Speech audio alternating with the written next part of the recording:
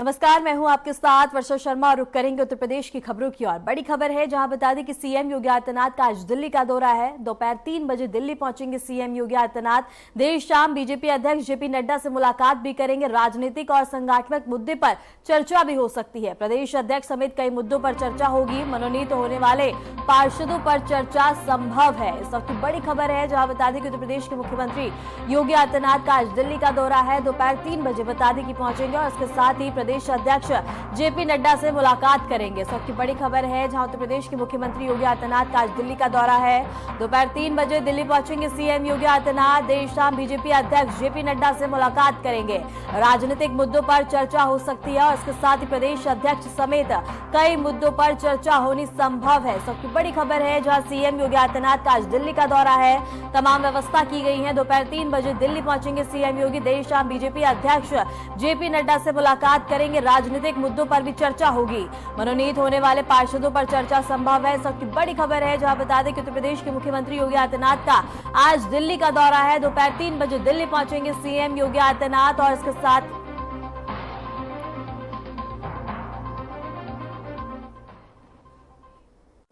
इसी पे रुक करेंगे हमारे संवाददाता अमन प्रधान का। अमन, क्या कुछ जानकारी है? देखिए, निश्चित तौर पर वर्षा, आज सीएम योगी का दिल्ली दौरा है और दिल्ली दौरा जब भी उत्तर प्रदेश से कोई भी चाहे सीएम दिल्ली के लिए जाए या फिर उप मुख्यमंत्री दिल्ली के लिए जाए, तो कहीं ना कहीं तमाम कयास लगाए जाते हैं कि क्या मुद्दे होंगे, क्या उत्तर प्रदेश के लिए राजनीति में क्या चीजें निकल कर आएंगी। लेकिन निश्चित तौर पर जिस तरीके से बात की जाए 2024 के बाद से, जब से प्रदेश अध्यक्ष की नियुक्ति के लिए जब से चर्चाएं गहमी हुई थी, उसके बाद से कहीं ना कहीं 2025 यानी कि लगभग 1 साल से ऊपर का जो वक्त हो गया है, अभी तक उत्तर प्रदेश में नए जो प्रदेश अध्यक्ष है उनकी नियुक्ति नहीं हुई है। और अगर बात किया जाए जिस तरीके से उत्तर प्रदेश में जो मनोनीत पार्षद की जो लिस्ट है वो कहीं ना कहीं वो नहीं आई है। और जो तमाम चीजें हैं, क्योंकि जिस तरीके से अगर बात की जाए राष्ट्रीय अध्यक्ष जेपी नड्डा से मुलाकात करेंगे शाम को, और लगातार जिस तरीके से बात की जाए उत्तर प्रदेश में किस तरीके से ग्रोथ है, क्या कुछ चीजें हैं संगठन की, किस तरीके से सरकार चल रही है, उन तमाम विषयों को लेकर के जेपी नड्डा जो राष्ट्रीय अध्यक्ष है भारतीय जनता पार्टी के, उनसे मुलाकात करेंगे। और कहीं ना कहीं सबसे अहम पहलू ये है कि जो प्रदेश अध्यक्ष का नाम है उस पर भी कहीं ना कहीं चर्चा हो सकती है, क्योंकि निश्चित तौर पर जो संगठन की बात की जाए तो संगठन को मजबूती सिर्फ प्रदेश में आने वाले नए प्रदेश अध्यक्ष से ही मिल सकती, क्योंकि जिस तरीके से बात की जाए भूपेंद्र चौधरी जो इस समय भारतीय जनता पार्टी के प्रदेश अध्यक्ष हैं, उनको भी जो आने वाले हाल फिलहाल में जो समय है उनको यूपी कैबिनेट में भी जगह मिल सकती है। तो कहीं ना कहीं ये तमाम कयास हैं, उनके बीच मुख्यमंत्री का एक अहम दौरा है। और देखने वाली बात ये होती है कि मुख्यमंत्री जब वापस लखनऊ आते हैं तो क्या कुछ अहम चीजें निकल करके आती हैं। वर्षा, ठीक है अमन, आपको बनाए रखेंगे, फिर से आपका रुख किया जाएगा। रुक करेंगे अगली बड़ी खबर की ओर। सीएम योगी आदित्यनाथ के अधिकारियों को निर्देश, और बता दें कि आपदा प्रभावित जिलों को लेकर निर्देश दिए गए हैं। आपदा प्रभावित जिलों में राहत कार्य चलाने के निर्देश दिए गए। पीड़ितों को तत्काल मदद, घायलों को उचित उपचार के निर्देश दिए। जल निकासी के उपायों पर प्राथमिकता देने के निर्देश दिए गए हैं। इस वक्त की बड़ी खबर है, जहां जल निकासी के उपायों को लेकर निर्देश दिए गए हैं और इसके साथ ही सीएम योगी आदित्यनाथ के अधिकारियों को निर्देश दिए गए। आपदा प्रभावित जिलों को लेकर सख्त निर्देश जारी किए गए हैं, जिससे आम लोगों को कोई भी परेशानी ना हो। और इसके साथ ही सबकी बड़ी खबर है, जहां पीड़ितों को तत्काल और इसके साथ ही उपचार देने और जल निकासी को लेकर तमाम जरूरी दिशा निर्देश दिए गए हैं। इसी पे एक बार फिर से रुक करेंगे हमारे संवाददाता अमन प्रधान का। अमन, क्या कुछ जानकारी है? सीएम योगी आदित्यनाथ ने अधिकारियों को जरूरी और इसके साथ ही सख्त निर्देश दिए हैं। हाँ, देखिए, निश्चित तौर पर वर्षा, अगर बात की जाए उत्तर प्रदेश में जो 70 लगभग जिले हैं जहां पर बहुत ज्यादा बारिश हो रही है, जिसमें अगर बात की जाए झांसी, ललितपुर, मथुरा, महोबा जैसे 9 ऐसे जिले हैं जहां पर बहुत ज्यादा बारिश है। वहीं अगर बात की जाए बांदा, चित्रकूट जैसे 18 जिले हैं जहां पर हल्की बारिश हुई है। तो कहीं ना कहीं अगर बात की जाए उत्तर प्रदेश में जो नदियों का स्तर है वो भी बहुत ज्यादा बढ़ा हुआ है। जैसे जिस तरीके से बात की जाए चित्रकूट की मंदाकिनी नदी का, वो लगभग 2 मीटर जो अपना एरिया है उससे ऊपर बह रही है। गाजीपुर की बात की जाए, प्रयागराज की बात की जाए, गंगा यमुना वो भी अपने पूरे उफान पर है, काशी में वरुणा नदी भी उफान पे है। कहीं ना कहीं ये प्रमुख नदियां हैं उत्तर प्रदेश की, जो कि अपने जो जल स्तर है उससे कहीं ना कहीं काफी ऊपर चल रही है। तो कहीं ना कहीं अगर बात की जाए उत्तर प्रदेश में जो चित्रकूट है वो वहां पर लगभग पूरे उत्तर प्रदेश में 18 कुल लोगों की अभी तक बाढ़ से जान जा चुकी है। वहीं सबसे जो बड़ा आंकड़ा है वो कहीं ना कहीं चित्रकूट का नजर आ रहा है। 6 मौतें वहां पर हुई हैं, महोबा, बांदा और मुरादाबाद में 3-3 मौतें हुई हैं।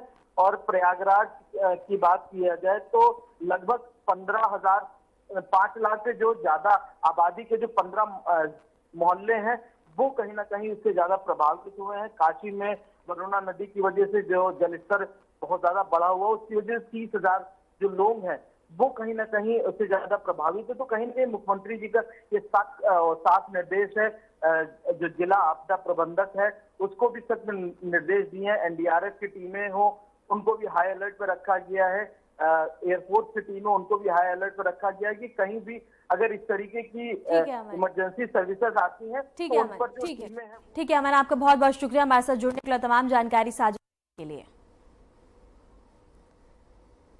रुक करेंगे अगली बड़ी खबर की ओर। मंत्री अनुप्रिया पटेल ने सीएम योगी को पत्र लिखा है। ओडीओपी में बता दें कि चुनार के पत्थर शामिल हो, इसके साथ ही बता दें कि चुनार के गुलाबी पत्थर को शामिल करें। इसके साथ ही पत्र में मांगे लिखी गई हैं, जहां बता दें कि गुलाबी पत्थरों की बताई विशेषता।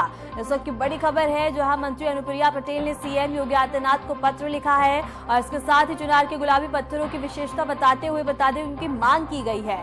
मंत्री अनुप्रिया पटेल ने सीएम योगी को पत्र लिखा है, जहां ओडीओपी में चुनार के पत्थर शामिल हो और इसके साथ ही चुनार के गुलाबी पत्थर शामिल करने की अपील की गई है, मांग की गई है। और इसके साथ ही बता दें कि मंत्री अनुप्रिया पटेल ने सीएम योगी आदित्यनाथ को पत्र लिखा है, जहां चुनार के पत्थर शामिल करने की मांग की गई है। इसके साथ ही ओडीओपी चुनार के पत्थर शामिल हो। अनुप्रिया पटेल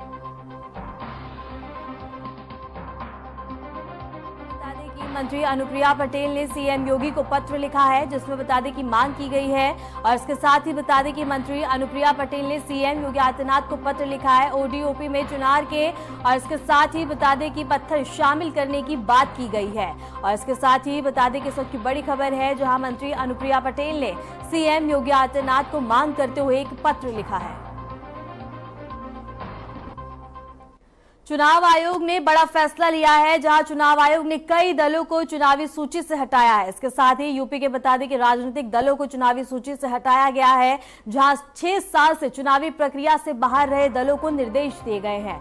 इसके साथ ही चुनावी सूची के करीब राजनीतिक दल हटाए गए हैं। बिहार के 70 राजनीतिक दलों को चुनावी सूची से हटाया गया है। इस वक्त की बड़ी खबर है, जहां बता दें कि चुनाव आयोग ने बिहार के 70 राजनीतिक दलों को चुनाव सूची से हटाया है। चुनाव आयोग ने बड़ा फैसला लेते हुए वह सूची, और इसके साथ ही बता दें कि यूपी के राजनीतिक दलों को चुनावी सूची से हटाया गया है। 6 साल से चुनावी प्रक्रिया से बाहर रहे दलों को निर्देश दिए गए हैं। और इसके साथ ही अगर बात बिहार की करें तो बिहार के 17 राजनीतिक दलों को इस सूची से हटाया गया है। चुनाव आयोग ने बड़ा फैसला लिया है, जहां चुनाव आयोग ने कई दलों को चुनावी सूची से हटा दिया है। उत्तर प्रदेश की पावन नगरी वाराणसी में नशा मुक्त युवा विकसित भारत विषय पर आधारित 2 दिवसीय युवा आध्यात्मिक समिट का आयोजन भव्य रूप से किया गया। यह समिट रुद्राक्ष इंटरनेशनल कन्वेंशन सेंटर में आयोजित हुआ, जिसमें देश भर से आध्यात्मिक विचारों से प्रेरित और इसके साथ ही स्वयंसेवी संगठन और सामाजिक कार्यकर्ता बड़ी संख्या में शामिल हुए। इस महत्वपूर्ण कार्यक्रम का उद्घाटन भारत सरकार के केंद्रीय श्रम, युवा एवं खेल मामलों के मंत्री मनसुख मंडाविया ने दीप प्रज्वलित कर किया। समिट का उद्देश्य युवाओं को नशे की लत से दूर रखना, उनके जीवन में आध्यात्मिक मूल्यों को लाना और इसके साथ ही राष्ट्र निर्माण में सक्रिय योगदान हेतु प्रेरित करना है।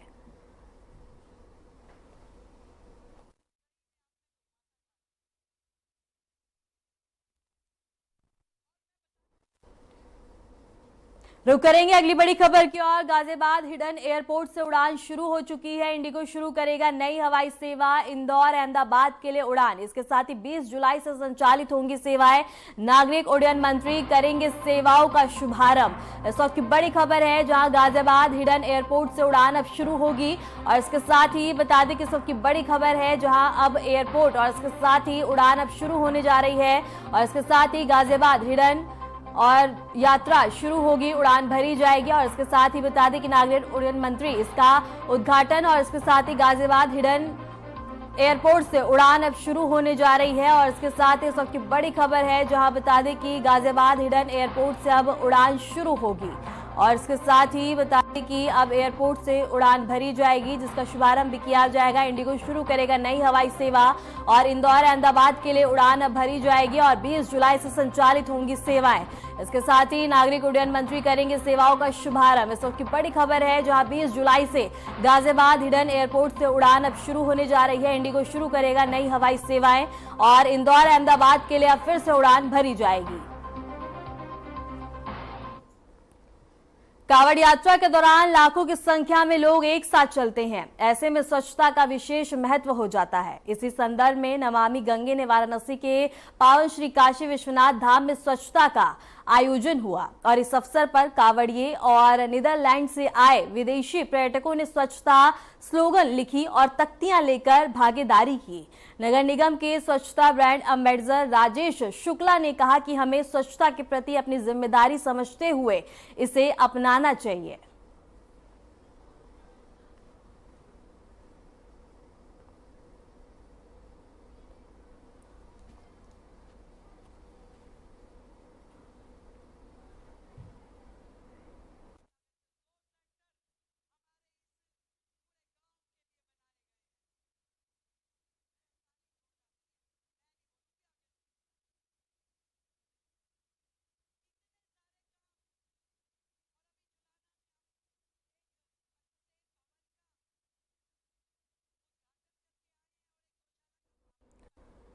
सोनभद्र में ट्रैफिक नियमों की अनदेखी अब भारी पड़ने लगी है। नाबालिगों के साथ बता दें कि देखकर ट्रैफिक पुलिस सख्त हो गई है और खुद अफसर सड़कों पर उतरकर आए हैं। कार्रवाई के दौरान ई रिक्शा सीज किया गया और 75 ऑटो और इसके साथ ही ई रिक्शा के चालान काटे गए। इसमें अधिकतर वाहन बिना लाइसेंस और वैध कागजात या फिटनेस सर्टिफिकेट के सड़कों पर दौड़ते पाए गए। सड़क सुरक्षा को लेकर पुलिस ने सख्त रुख अपनाते हुए अल्टीमेटम दिया है कि अब नियमों की अनदेखी नहीं चलेगी। इसके साथ ही पुलिस सतर्क नजर आ रही है। पुलिस का कहना है कि यह अभियान आगे भी यूं ही जारी रहेगा और इसके साथ ही इस तरह की कार्रवाई आगे भी यूं ही जारी रहेंगी।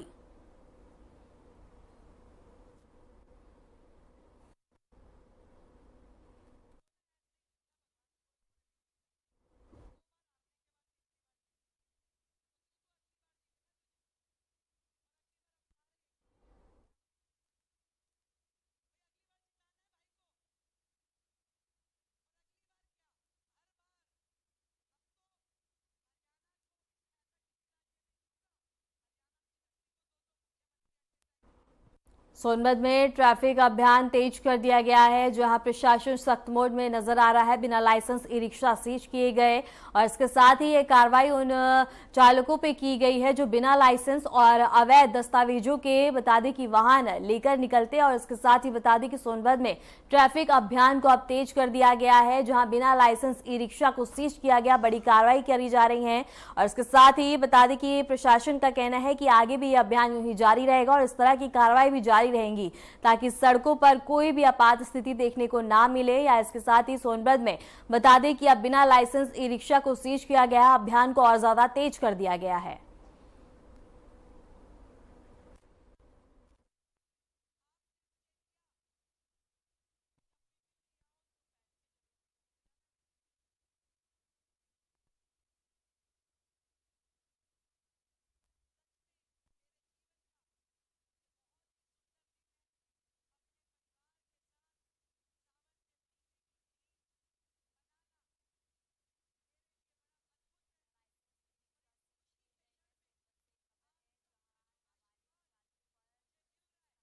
को मिल सोनभद्र में ट्रैफिक अभियान को तेज कर दिया गया है और इसके साथ ही प्रशासन का कहना है कि ये कार्रवाई और ये अभियान आगे भी यूं ही जारी रहेगा।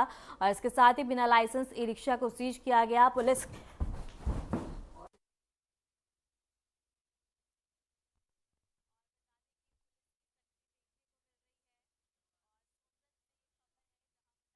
लाइसेंस ई रिक्शा सीज किए हैं, जहां नाबालिग चालकों पर पुलिस की सख्ती देखने को मिल रही है। और इसके साथ ही बता दें कि लाइसेंस को सीज किया गया। सोनभद्र में ट्रैफिक अभियान तेज कर दिया गया है।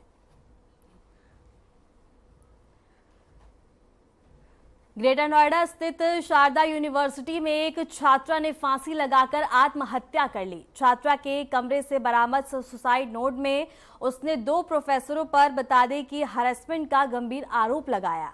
घटना की जानकारी मिलते ही यूनिवर्सिटी में बता दें कि हड़कंप मच गया और इसके साथ ही पढ़ने वाले छात्रों में भारी आक्रोश फैल गया। सैकड़ों की संख्या में जुटे छात्रों ने परिसर में जोरदार प्रदर्शन किया और दोषियों के खिलाफ कार्रवाई की मांग की है। हालात बिगड़ते देख पुलिस और प्रशासन की भारी फोर्स मौके पर पहुंची, जिसके बाद अधिकारियों ने छात्रों को समझा और इसके साथ ही समझाकर शांत कराया। मौके पर पहुंचे प्रशासनिक अधिकारियों ने प्रदर्शन कर रहे छात्रों को बता दें कि आश्वस्त किया कि कार्रवाई की जाएगी।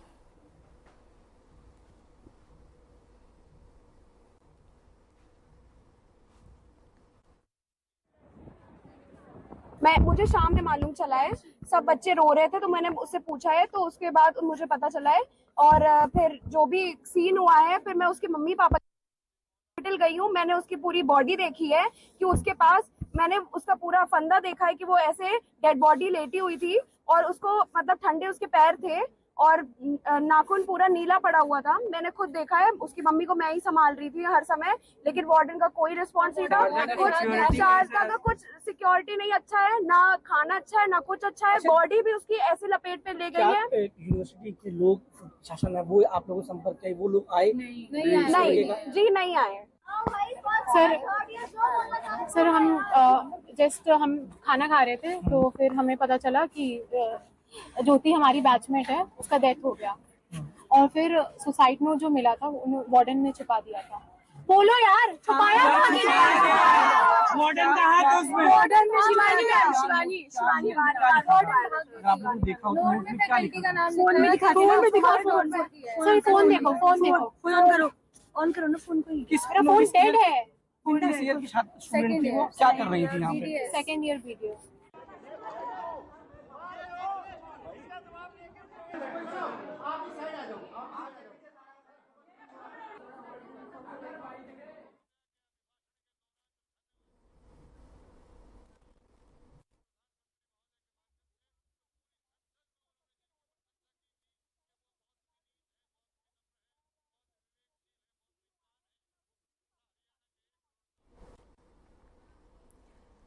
मथुरा यमुना एक्सप्रेसवे पर एक दर्दनाक सड़क हादसे में 6 लोगों की मौके पे ही दर्दनाक मौत हो गई, जबकि 2 महिलाएं गंभीर रूप से घायल हो गई हैं।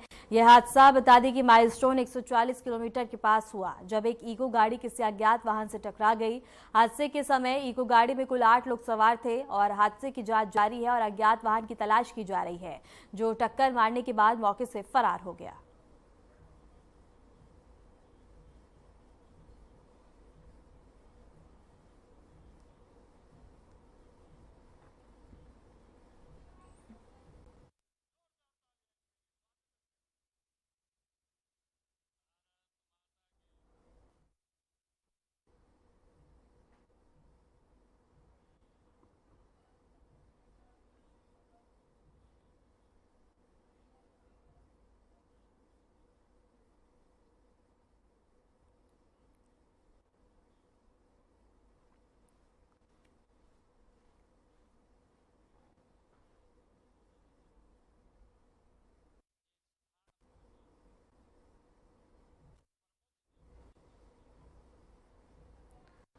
मथुरा से ये खबर है, जहां बता दें कि अज्ञात वाहन से टकराई इको गाड़ी और इसके साथ ही इसमें 6 लोगों की मौत हो गई है। इसके साथ ही सूचना मिलते ही मौके पर पहुंची पुलिस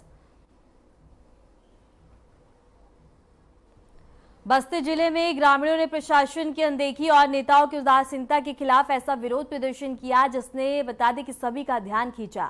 बस्ती सदर विकासखंड की ग्राम पंचायत चमरोहा सियारपार अंतर्गत कूपरनगर गांव के निवासियों ने गांव की मुख्य सड़क पर धान की रुपाई कर दी। सड़क की दशा से नाराज ग्रामीणों ने इसे प्रशासन की गहरी नींद तोड़ने का तरीका बताया। ग्रामीणों का कहना है कि यह सड़क अब सड़क नहीं रही बल्कि गहरे गड्ढों और पानी से भरा दलदल बन गई है।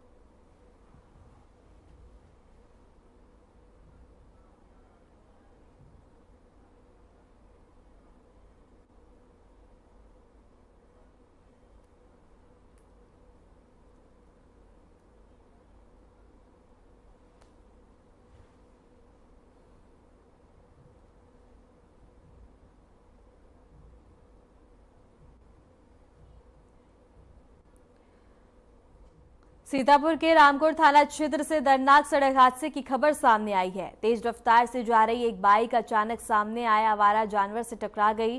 टक्कर इतनी जबरदस्त थी कि बाइक पर सवार पिता पुत्र दोनों गंभीर रूप से घायल हो गए। घटना के बाद स्थानीय लोगों ने एम्बुलेंस को सूचना दी और घायलों को तुरंत अस्पताल पहुंचाया गया। हालांकि अस्पताल ले जाने पर डॉक्टर ने दोनों को मृत घोषित कर दिया। इस हादसे के बाद परिवार में मातम पसरा है और गांव में शोक की लहर है। स्थानीय लोगों ने प्रशासन से सड़कों पर घूम रहे आवारा पशुओं पर नियंत्रण की मांग की है।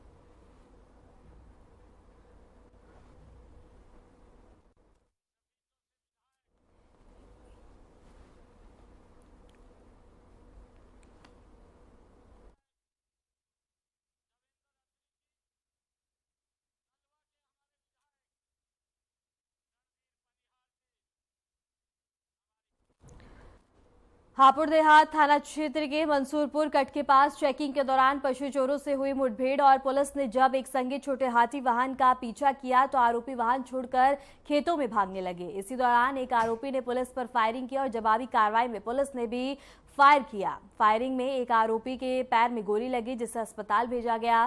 फरार 4 आरोपियों में अमन, चमन और बता दें कि सवेज के नाम सामने आए हैं जिनकी तलाश की जा रही है।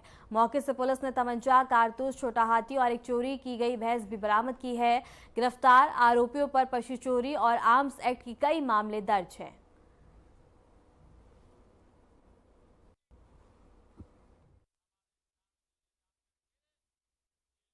हापुड़ देहात पुलिस द्वारा मंसूरपुर पर चेकिंग की जा रही थी। चेकिंग के दौरान एक छोटे हाथी को रोकने का इशारा किया।